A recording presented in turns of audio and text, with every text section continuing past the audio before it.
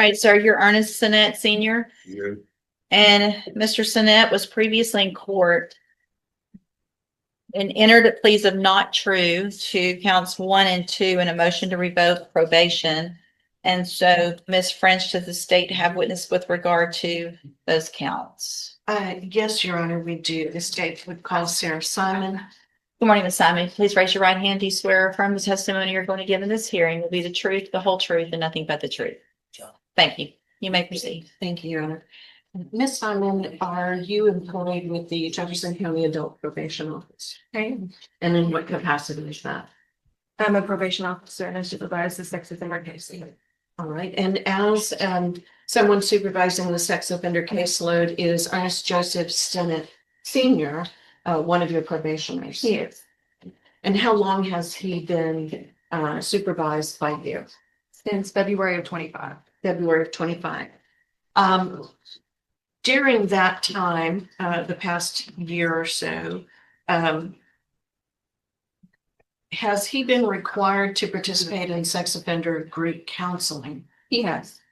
And has he done that? He has, but he's been discharged twice unsuccessfully. And can you tell the court why he was discharged twice unsuccessfully?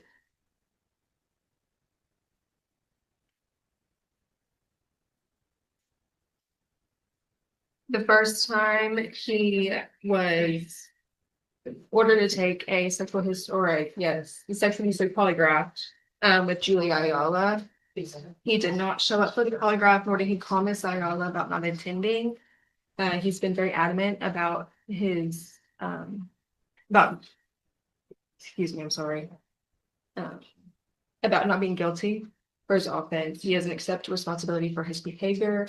So he was ordered to attend with Mr. Simon, and Mr. Sinnett was aware that he was going to have to take another polygraph with Mr. Simon as well. I advised him to set aside funds for that polygraph since he cannot afford it with Miss Ayala, and he did not do that with Mr. Simon. He was discharged for continuing to deny responsibility for his offense behavior and did not adhere to his financial obligation for treatment services. So what you've testified to with regard to any failure on Mr. Sinnett's part are both condition 28 as alleged and condition 29 as alleged in the MTRP? Yes, sir. And just to be clear, is Mr. Sinnett here in the court today? Yes. And can you identify him by an article of clothing he's wearing for the court? He's wearing a black sweater. I asked that the court, I'm sorry, I just drew a blank. I've already asked him his name, and he Okay. has stated that he is in fact Mr. Ernest Sinnett Sr. Okay.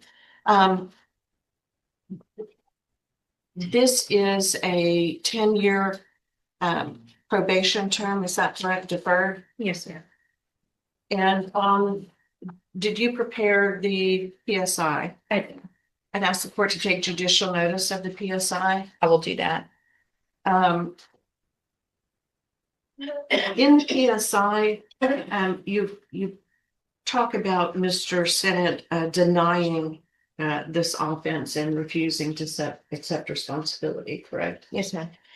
But yet he's on probation because he pled guilty Correct. to this offense. Yes. And are you aware that he also had one case dismissed as part of his plea negotiations? Yes. And that would have been 21-37108. Yes, ma'am. So initially, he was charged with indecency with a child by contact for in 2 cases, same victim, not just one. I'm objecting, Your Honor. That's relevant. The case has been dismissed. It shouldn't have any part of this. It was part of the original plea agreement. That's overruled. And at this time, what is probation recommending for Mr. Sinnett? ISF cognitive chat is available for Mr. Sinnett, but I don't think it's appropriate in this. I'll pass the witness, Your Honor. Thank you. Any questions? Yes, Your Honor. So he actually attended the program, correct? He did. And he was kicked out, and you or whoever knew he had an issue with funds to pay for the polygraph, correct? Yes, he did receive reduced rate of charge with Mr. Simon. He went from $30 to $15. He worked with his budget. But it is true that Mr. Sinet said, I don't have the funds and I can't afford to pay it. He did. And that's ultimately why he was kicked out of the program. He didn't pay it. And didn't take the polygraph. Yes. No further questions, Judge.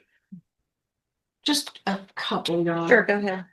Ms. Simon, is it a requirement of Mr. Sennett's probation that he maintain employment? Yes, ma'am, but Mr. Sinet does receive disability. Okay. Pass the witness. No other questions. Do you know how much the disability is a month? It last I remember it was in the 900s. I don't know if it was changed. How much do you, raise your right hand? Do you swear or affirm the testimony you're going to give in this hearing will be the truth, the whole truth, and nothing but the truth? All right. How much do you receive in disability a month? $1,064. Okay. And where do you live? I live on in an apartment. Who pays for that apartment? $235 a month. 235. So you get housing. Section 8. Section 8. So your part of it is 235. Uh, Your part is 235 of the rent. yeah, Okay. And do you also get SNAP benefits or food stamps? $50 a month. Okay. Any other benefits that you receive? Whatever. Do you have a vehicle? Yeah, I'm paying 400 and some dollars on my car note. And do you live with, are you married? No, Do you live with someone else? no, I live in my own apartment. Nobody lives with you? No,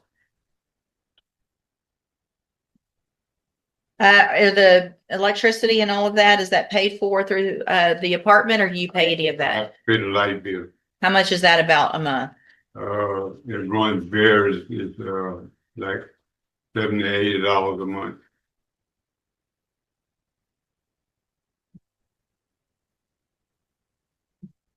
You have any other bills? I had some bills, but my sister helped me out and paid them all. Paid them. I had two a loan. But you're not paying those anymore? No.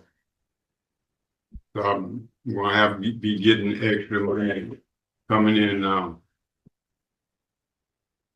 So that's okay. So the polygraph is $15. No, ma'am, that was the weekly The session. weekly sessions are $15. And how much is the polygraph? Runs around $250. And Mr. Sinet has been on probation since February of last year, so a year and a month or so, Yes, ma'am. and given time to save up for that, all that time with the two different providers. He hasn't been attending since he was last discharged. That's when I filed this NTRP. But whenever he discharged from Miss Ayala, I told him to set the funds aside and communicate that with Mr. Simon, so he could pay for the loan. Okay.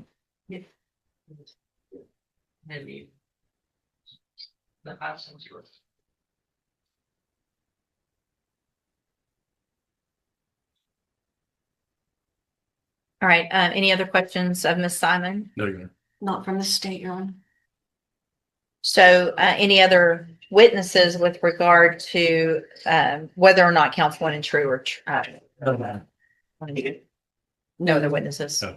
So based on that information, and testimony by Ms. Simon, I am going to find counts 1 and 2 true in that motion to revoke unadjudicated probation. I've also we have the updated report. Has everyone had an opportunity to review that report? Yes, Your Honor. Yes, Your Honor. Are there any additions or corrections to that report? I'm aware of Judge. Not from the state.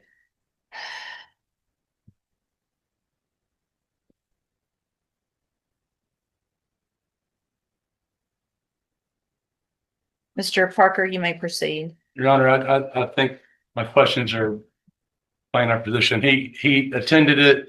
It's what he's relayed to me is it's always been an issue with money that he couldn't afford to pay for the polygraph. He told me he thought it was $300 and he just couldn't afford it. And I think he'd like to address the court, Judge. Go ahead, sir. I didn't have the 300. I was paying my money and the $25 a week. And then all of a sudden she jumped up and said she would give me 6 months to pay, to save the money up. And all of a sudden she changed her mind and, did a 6 months, it was 3 months or something like that. And I just didn't have the $300. I was paying I was going to the therapy. I was paying the $25 a week.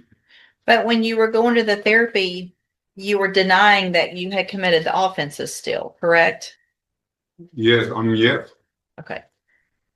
When I went to the PSI and stuff like that, and then I talked to the probation officer. Mr. Sinet, so the thing is, I recall all of this because your case went on for so long. Because it was, we're set for trial. No, we're going to plea. We're set for trial. We're going to plea. I did it. I didn't do it. I'm going to take responsibility. I'm not going to take responsibility. So it's not usually a good thing when I recall all of those things because I'm pretty sure we had a jury ready to go. And on the day of trial, last minute, or maybe even after we selected, I can't remember. It was truly at the last minute. You came in front of me, swore under oath, and pled guilty that you did these things. Nobody forced you to do that. I know I went over it at length because of the history of all of this. Can I say something? My witness was not called, was not being called into trial and stuff. I was coerced into doing what I done. So the problem with that story is that I was here and I was a part of it. And you had every right to, there's no one asked for, I know your attorney did everything he could. And I know we talked about that witness. I remember some about that. But the other side of that, though, is I told you that day, don't play guilty if you didn't do it. Because you're swearing under oath, which means you lied under oath, is what you're telling me. But I don't believe that. I believe that there is something that happened. You did plead guilty. There's information in here. And so the biggest problem that I have is that you're on probation for a very serious offense that you're saying you didn't do, which means the treatment can't really help you, even if you were to do it, because you're not taking responsibility for what you did. I also believe that over that amount of time with probation working with you, getting you with a provider that charged substantially less, that you had the ability to, over at least the time frame that you were on probation before that motion was filed, to come up with the money for the polygraph, which is required. I've done some math. I know you don't have a lot of money, but you also don't have a substantial number of bills. And had you saved just a little bit each month, you would have been able to pay for that polygraph as required. Anything else, Mr. Parker? Nothing else. They gave me. Hang on. They gave me 6 months to save my money and stuff like that. Right. And then all of a sudden she changed it. The 3 months. But then you were with another and you got with Mr. Simon and you still did. I went with him. He told me, say, Mr. Sinet, you don't have to pay the $15. Go ahead and save the money for your lie detector test. Then all of a sudden he changed his mind and told me that he wanted me to pay the money for the $15. So, but see, Mr. Sinet, what you're saying is, again, you're putting responsibility on other people. I find it hard to believe that they both just lied to you. That both of these doctors just lied and said, I'm going to give you this. And then all of a sudden they said, nope, never mind. I'm going to kick you out. That they don't work like that. I think what it was, Judge, is that once he didn't accept responsibility, they say now you're required to take the polygraph. That's why it bumped the time up. That's his story. Well, consistent with that. And that goes back to Right. not I taking understand. responsibility. So This is the moment everything hangs in the balance. The defense is asking for one more chance through continued supervision, while the prosecution is emphasizing public safety and the defendant's refusal to acknowledge the offense. Watch carefully here, because judges often reveal their reasoning before announcing a sentence. After hearing months of excuses, treatment failures, and continued denial, the court is about to decide whether probation was an opportunity wasted or one worth saving. which gets us where we are anyway. So, Ms.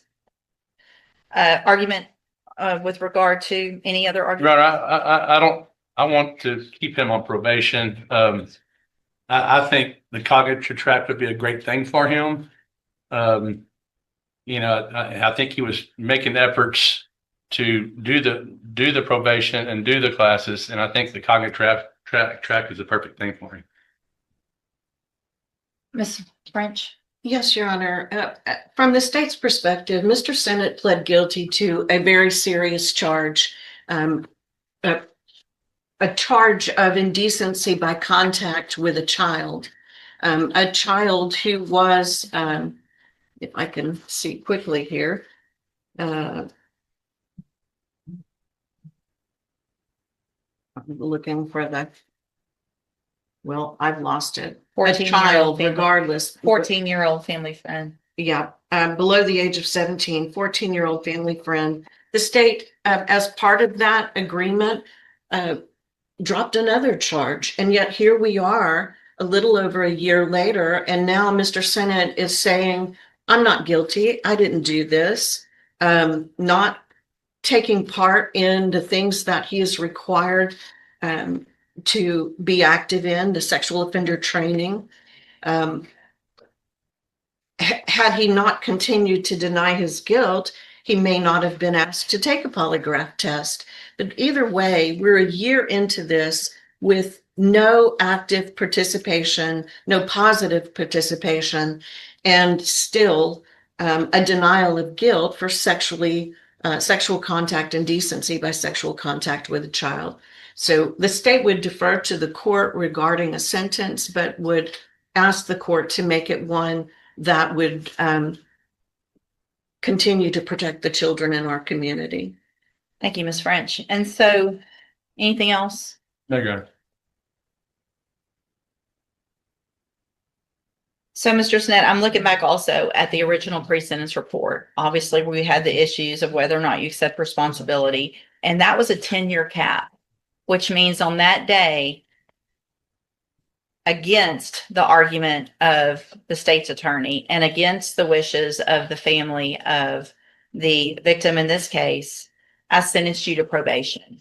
And I look back and I wonder why I did that, but I was hoping that you would get the help you needed so that I could feel like our community was safe. You refused to do that. You refused to accept responsibility. So that means you refuse to do all of the other things and take the polygraph and follow through with your sex offender treatment. So at this time, in cause number 21-37107, I'm going to find again counts 1 and 2 true, find sufficient evidence at this time to find you guilty. And at this time, find you guilty of indecency with a child. I'm going to sentence you to a term of 15 years in the institutional division of the Texas Department of Corrections. You will receive credit on that sentence for any time that you've been in custody that the law gives you the right to receive. I'm handing you the trial court certification that shows this was not an agreement. You do have some rights to appeal. I have also handed you a written admonishment regarding your ineligibility to possess a firearm or ammunition. Because of the judgment entered against you, you're ineligible under Texas law to possess a firearm or ammunition. Possession of a firearm or ammunition will lead to charges against you. Firearm is a legal term. Read that written admonishment I provide you. If you have any questions about the laws that make you ineligible to possess a firearm or ammunition, or about how long that lasts, you can talk with Mr. Parker. You can go back with the bailiff. Thank you, Your Honor. You